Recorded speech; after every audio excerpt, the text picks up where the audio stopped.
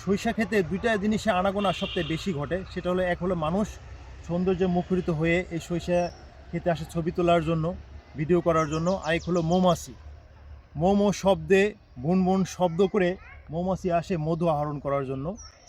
আপনারা জানেন যে এখন শীতকাল চলতেছে, শীতকালে কিন্তু এই মধুটার খুবই মানুষের জন্য উপকারী একটা জিনিস।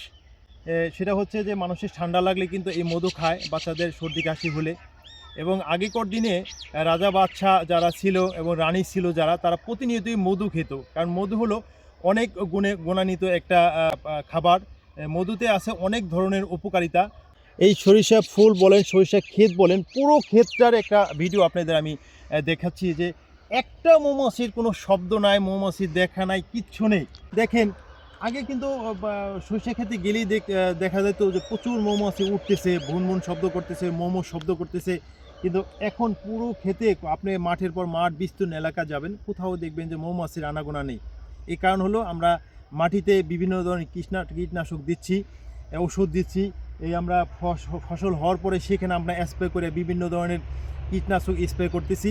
আর আমাদের আগে কিন্তু গ্রাম অঞ্চলে বিভিন্ন গাছে মৌমাছির চাক দেখা যেত, বর্তমানে কিন্তু তেমন গ্রামে কোনো মৌমাছির চাকও দেখা যায় না।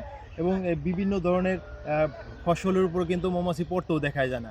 আপনি এখন লক্ষ্য করবেন যে মিষ্টির দোকানে কিন্তু তেমন একটা মৌমাছি নেই। আগে যেমন মিষ্টির দোকানে কিন্তু প্রচুর মৌমাছি ছিল, এখন মিষ্টির দোকানেও গেলেও কিন্তু মৌমাছির এরকম একটা দেখা যায় না।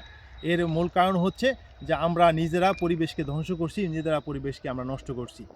ভিডিওটি ভালো লাগলে অবশ্যই আপনারা একটু শেয়ার দিবেন, লাইক দিবেন, এবং আমার এই আইডি পেজটি অবশ্যই একটু ফলো দিয়ে পাশে থাকবেন। ধন্যবাদ।